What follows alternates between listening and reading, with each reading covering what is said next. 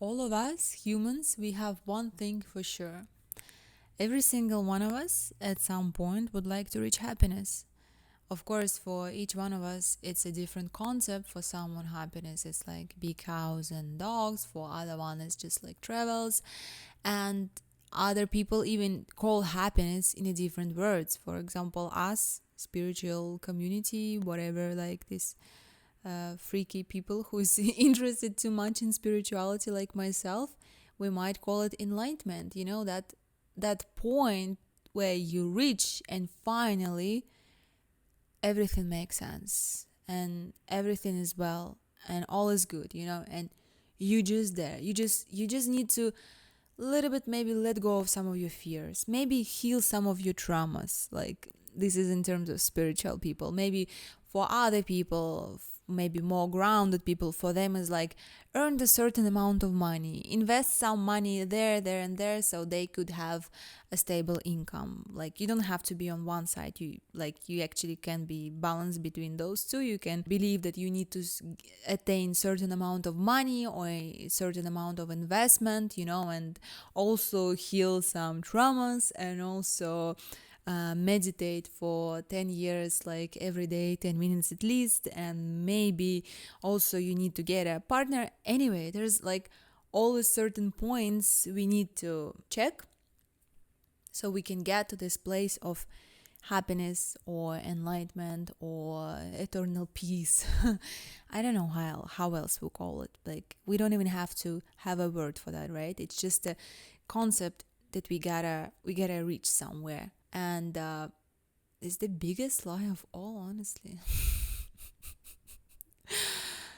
And I would like to talk about specifically how it affects the idea of enlightenment, and for us spiritual people, that we always feel that we are not there. We are not quite there. We are not ready yet. It's something about to happen to us. We are about to get enlightenment or whatever, to upgrade our level of understanding, but we are not quite there. These things doesn't happen like this.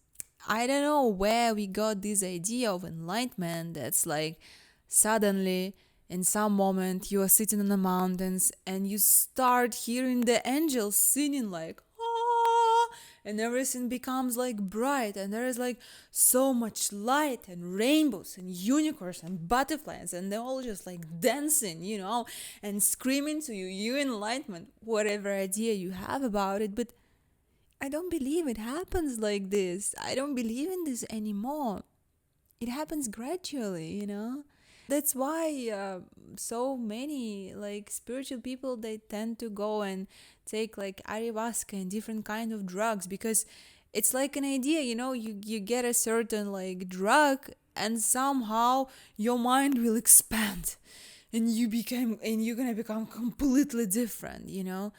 But those things doesn't work in nature like this. Everything like happening gradually.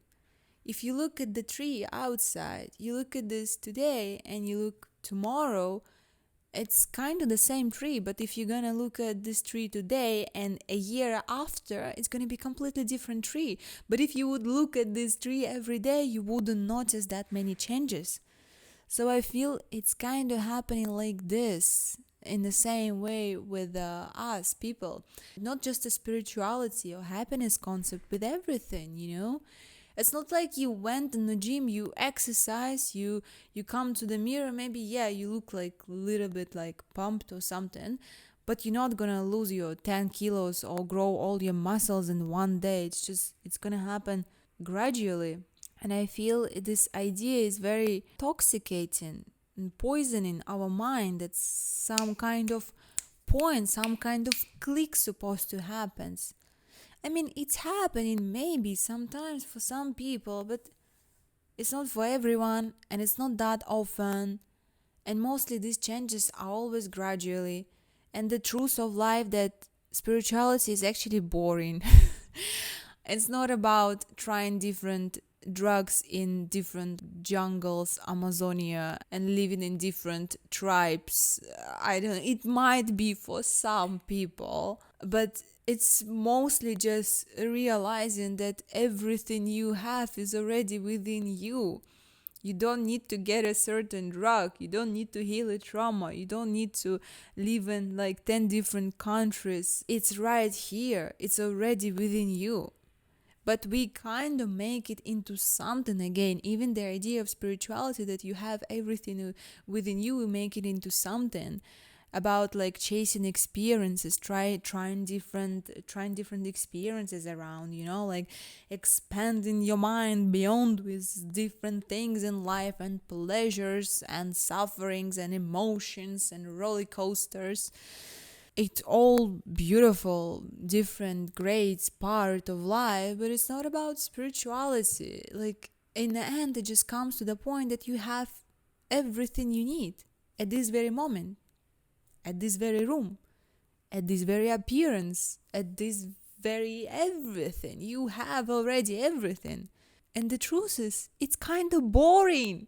It's boring for the ego mind, it's boring. But on a spiritual level, you don't even have this idea of boredom. What is boredom, honestly? Where did this concept first came from? Like, why do we claim some people, some things, ourselves or our life as boring? Because we don't have we don't diversify our experiences enough, or don't meet enough people, or something like this. Where even this idea came from?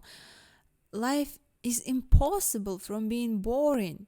It changes, is creating every single second itself. It's just your ability to see. And if you're not able to see the beauty of life anymore, and the life suddenly became gray and boring, it just tells about your ability to see this beauty. And this can be seen in any country, in any place, in any circumstances. It's always here. Everything you need is already within you. You have it all. You have it all. There's no enlightenment point. There is no happiness point. It's happening right now. It's happening right now. There is no point where you need to reach for. There is no you can continue thrive for certain things and continue saving money to buy your dream house and all these things, but they're not part of your happiness. Your happiness is inside and is eternal. It's like eternal flame that always there. It should not depend on these circumstances, on how much money you have, what country you live, do you have partner or not. Those things are there. We are there to play with them, but it gets really screwed when we attach to them too much. I believe something that you are attached to, you cannot actually love and enjoy fully. It becomes your source of joy, it becomes your source of suffering. You start depending on that. It can be money, it can be other person, it can be anything. But once you attach to this, you're not able to love it, because to love it is to see fully for what it is, the world. And to see fully for what it is, the world, it's seen as it is right now, not through the lenses of the past. And attachment comes from the past, and the memories and the labels and the mental ideas and concepts that your mind attached to. Because your soul cannot be attached to anything. Your soul, consciousness, what you are beyond, already have it all. Why would it be attached to anything? It doesn't have fear, it doesn't have attachment. You are eternal flame. Only your ego is grabbing for certain things in life and getting attached because it needs to feel safe, it needs to feel protected, it needs to gain things, and hold things in life so like this.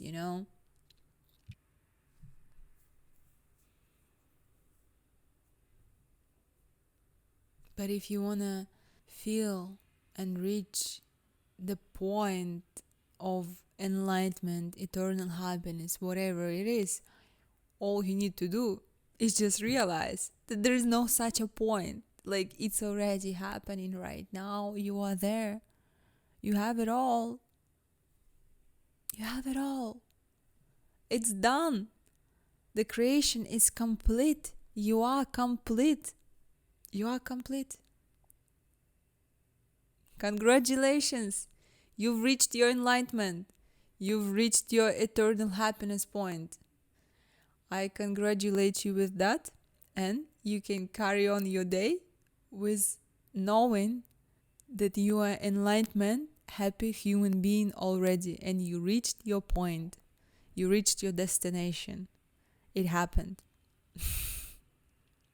Just want you to remember that you are whole already and you are complete. There is nothing to gain. You already have it all. I love you.